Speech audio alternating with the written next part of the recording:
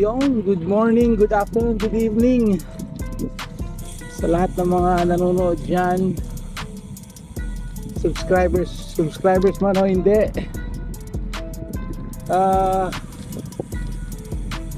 Today is Sunday. Time check 6:17. Medyo nalate tayo ng gising ngayon.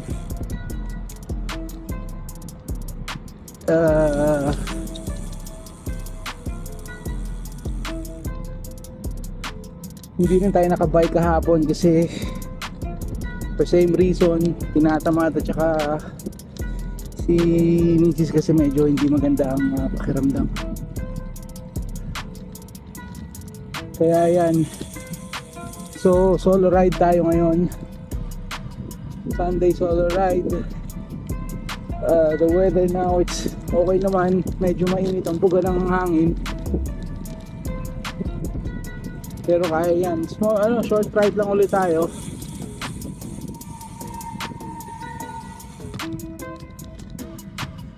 Short ride lang ulit tayo ngayon. Dito lang ulit tayo sa Calipa City. Punta tayo ng Masdar City ang ano natin ngayon. 30 or whatever until hindi na natin kaya yung araw. So kung may mga kung may nakita nyo yung wire sa gilid, pasensya na po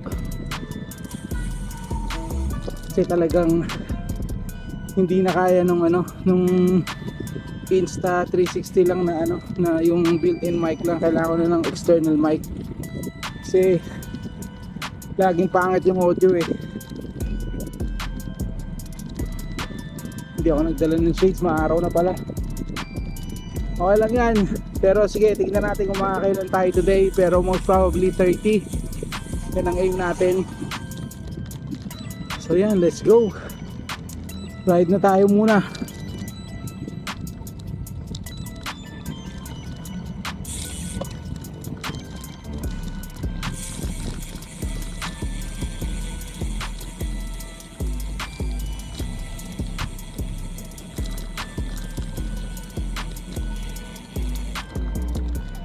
Yan, dito na tayo sa Masdar. Ito muna tayo magbabike. Chill lang ulit. Ganda dito sa lugar namin dahil maraming pagpipilian na bike, cycle track. Iksi lang siya, mga 5 kilometers, mga ganyan lang. Pero okay na rin kung ikot-ikot kaysa magdadrive ka pa 30 minutes just to go dun sa Hudarayat. Ang ganda rin naman dito. Dami lang mga obstacle lang kagaya nito. And our house is opposite that side, kaya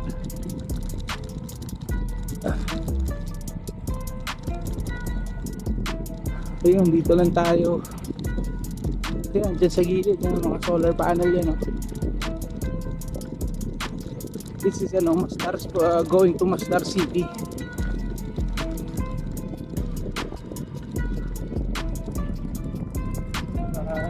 Mahangin.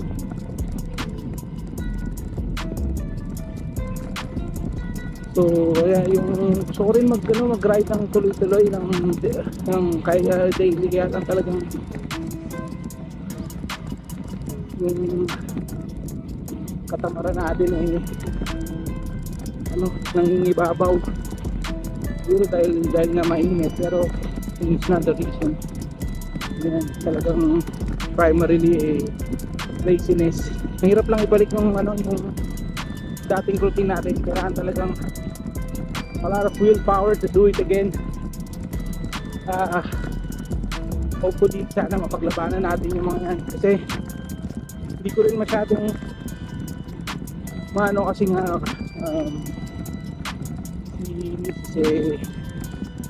may nararamdaman, kaya I need to be on my side all the time. So ngayon umalis ako ngayon kasi nga tulog ko siya. tapos kaya sabi ko mag-ride na muna ako. So yan, sige, libutin muna natin itong Masdar City. Let's go.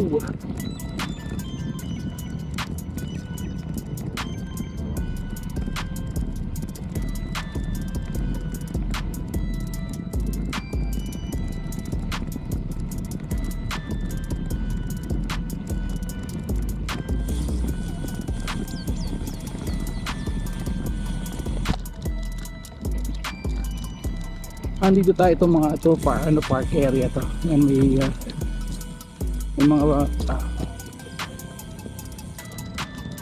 so this is a park, livability park dito sa may Masdar City. And then on the right side merong paano yan, BMX, may mga BMX trail, basketball court, tennis court, table tennis court, may mga picnic area din.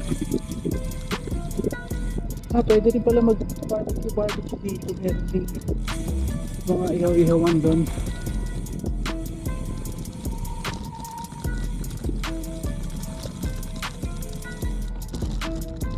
Dire-diretso lang tayo dito. Ito airport road itong kabilang side eh.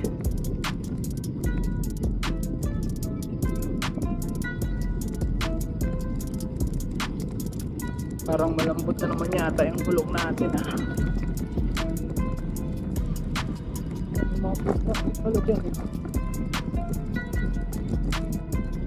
Medyo maganda yung yung breeze ngayon, medyo fresh pa ng konti, hindi ko masyadong mainit. Kaya matalay natin ito. Ganyan.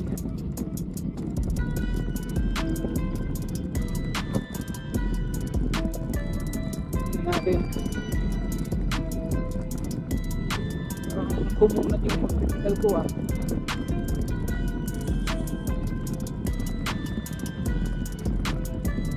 Hindi ko alam kung ano yan, bago yan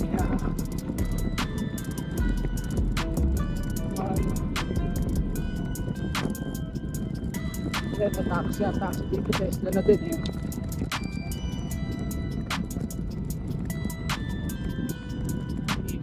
Charging station ng mga electric vehicle.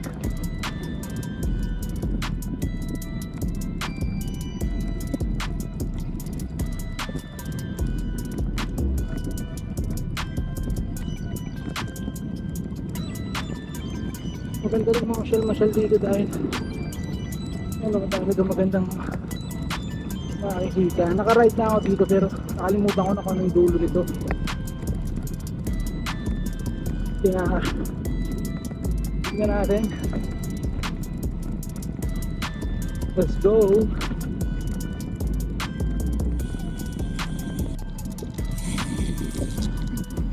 Yan, ito naman yun ang football field.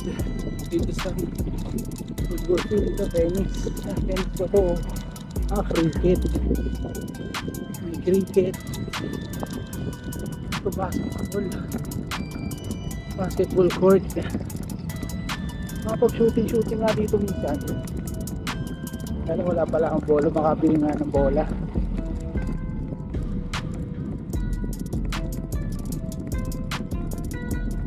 Ito mga tennis court.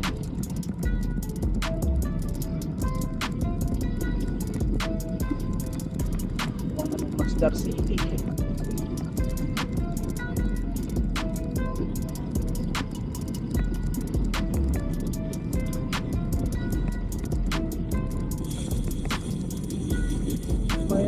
Meron ding mall dito, yung Masdar City Center.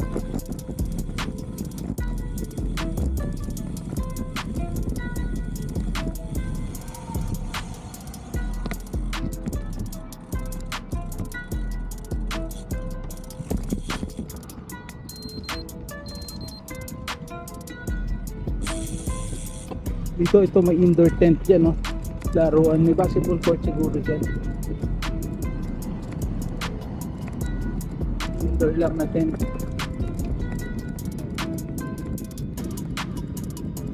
Yan, to, yan. Mga solar panel. Tapos, cell site din ito.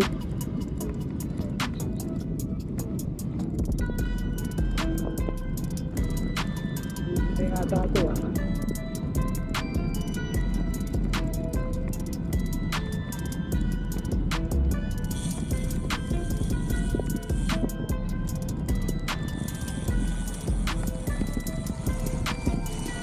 Ano meron na sa kabila? Ay, ito.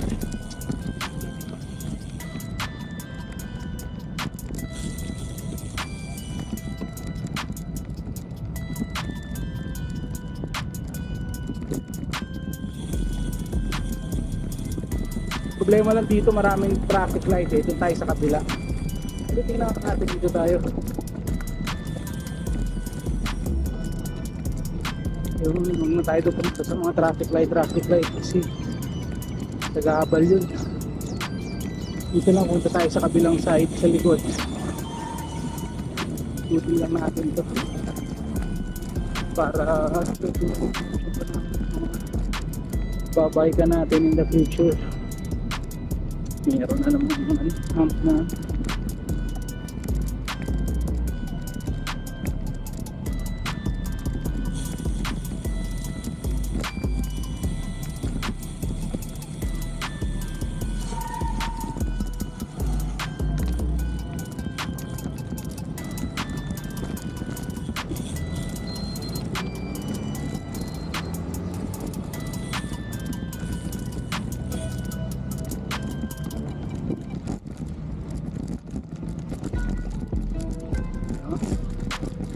Dito lang tayo sa may likod ng kanina. Let's go!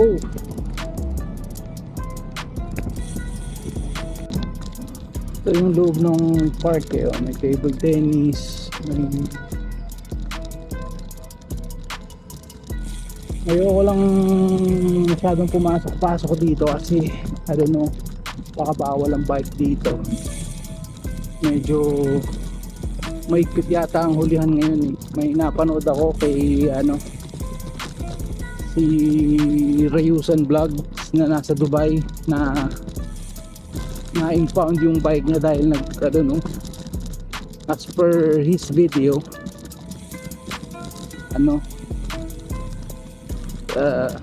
sabi ng pulis daw bawal na magbike sa Dubai, but I don't believe that. Baka sa kalsada yung sa main road, pero if you're riding inside the bike track, siguro naman pwede naman yun, di ba? Anyway, kung magkano man yung fine,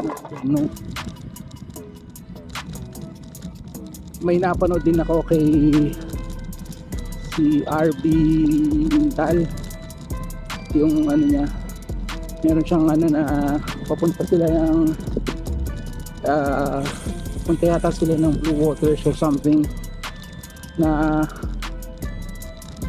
din sila, na finance sila ng 300. Buti hindi daw kinuha yung mga bike nila, pero muntik na daw kunin. Buti hindi kinuha, pinagbigyan na lang, fine na lang. So siguro I guess na dapat talagang ang ride mo talagang dapat sa bike track lang eh. Yun yung dati ko pang natatakutan na pag outside the bike track ka nag-ride baka makakulit, ma-impound pa yung bike mo ng police. Well, anyway, ingat-ingat na lang po sa ating mga riders dyan, mga master, sa mga nagbabike. Iwasan nyo na lang muna yung mga main road sa bike, sa designated cycling track na lang kayo magbike para iwas sa abala, iwas sa aberya, iwas sa gastos. So on that note, shoutout muna tayo, shoutout sa mga subscribers natin. Salamat po sa inyong panonood. Sa mga bagong subscribers po, welcome po sa inyong lahat. So shoutout din sa mga suki natin, sila Mr. and Mrs. Tuyan Adventure, RJ Candelaria, Moy, si Saklay, Gamer Chain, All Alone. Ayun, isa sa mga bago nating subscriber, si Fort Cliff ng Cebu. Bro, salamat sa support mo. So ayan, pabalik na tayo dun sa kung saan tayo galing. Ikot na lang tayo dito. Let's go.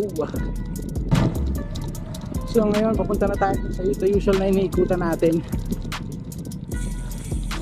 Mas gusto ko pa rin talagang mag-bike dito sa may Calipa City na ikot na to kasi bukod sa kabisado ko na yung track,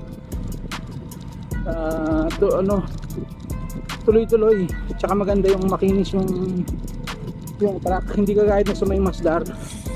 Maganda nga yung kulay pero talagang hindi siya makinis, bako-bako. Kaya mas okay pa rin tong binabikan ko dito kung talagang gusto nating matapos kaagad yung 30 km ride natin. Dito mas maganda dito, kaya pasubukan natin dito.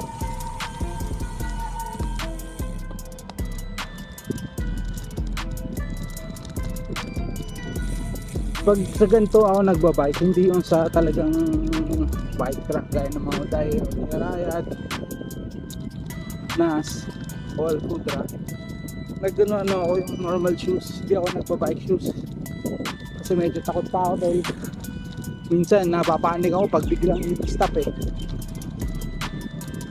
So dito kasi mga gantong pedestrian crossing, madaming gantong pedestrian crossing na ganyan, kaya minsan, pero yun nga, siguro minsan talagang kailangan ko sanayin. Eventually gagawin din natin yan. And madami akong din na nasirang sapatos dahil sa pagbabike ko, dahil sa sobrang init bumubuka siya. Dahil nung last time na ginamit ko na shoes, talagang dahil sa sobrang init ng pumutok yung kumaga, parang nalusaw na yung lumambot yung mga sole, yung goma, yung yung nagdidikit or what. Kaya bumubuka yung mga sapatos ko. Ito, this is my fourth shoe now. Ito, yung gamit ko, basketball shoes yan. KD na eggnog. So sana naman ito hindi although karamihan kasi ng shoes ko naka-store lang, hindi nagagamit kasi dati lagi tayo nagbabasketball, ngayon hindi na.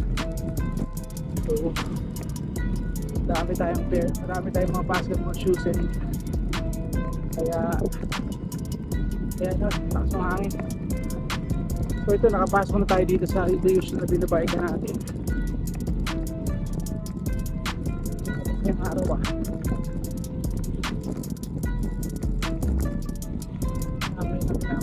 tayo 10.3 kilometers, 34 minutes. Kaya kumabagal yung pace natin kasi. So okay, ngayon natin to hanggang 30 lang siguro tayo ngayon. Kumain natin hanggang 30. Let's go. So ito as usual, hindi natin na-complete yung 30 kilometers kasi may init na, masakit na sa ulo yung init. It's 7:15, yung mataas na yung araw. So exit na muna tayo. I don't want to continue pag hindi na ako nag-e-enjoy. Just want to get my groove back, my energy back. Yun talagang nanaig yung ating katamaran I want my willpower back.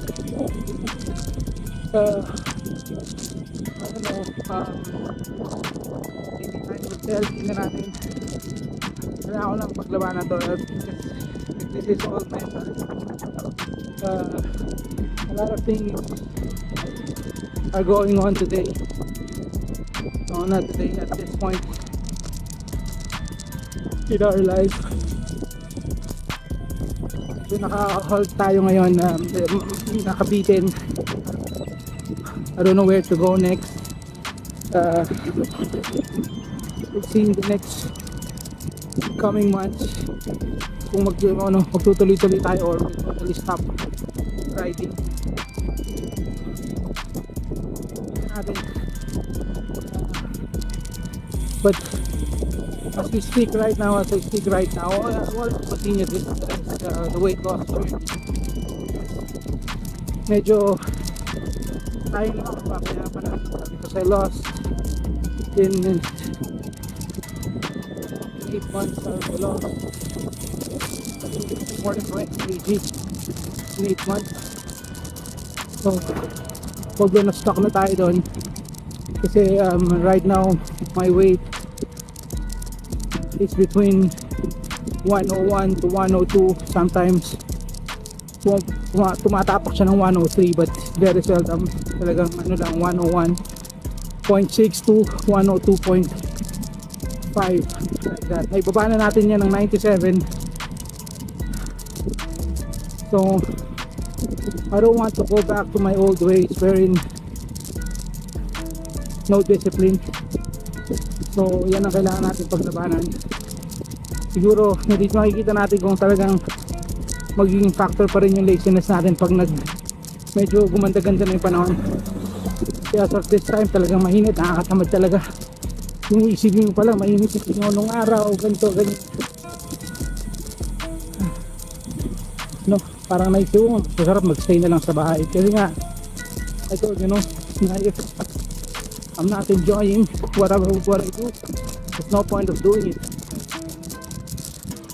Yun, we need to kailangan natin ibalik yung ating kasiyahan sa pagbabike. Huwag tayo masyadong mag-overthink. Maybe kailangan lang natin ng new things. Baka kailangan natin ng new bike. Kung may budget na, why not? We'll see, titignan natin kung anong mangyayari in this next coming months. Ito, we're almost home pero sarado dyan, ko tayo sa kabila.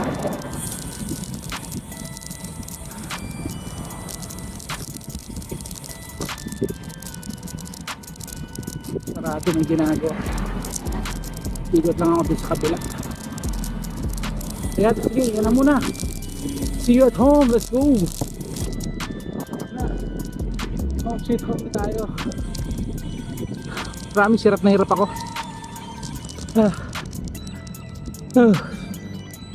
Anyway, hanggang dito na lang muna ang ating video for today. Thank you Lord for the safe ride. Thank you rin sa mga subscribers natin na nakaabot dito. Yung mga nakaabot po dito na hindi pa na-subscribe, pa-subscribe na lang po. Malaking tulong po sa atin yan. Maraming salamat po. So yan. So if you find this entertaining, interesting and helpful, please like, share, and subscribe. Let's go. See ya.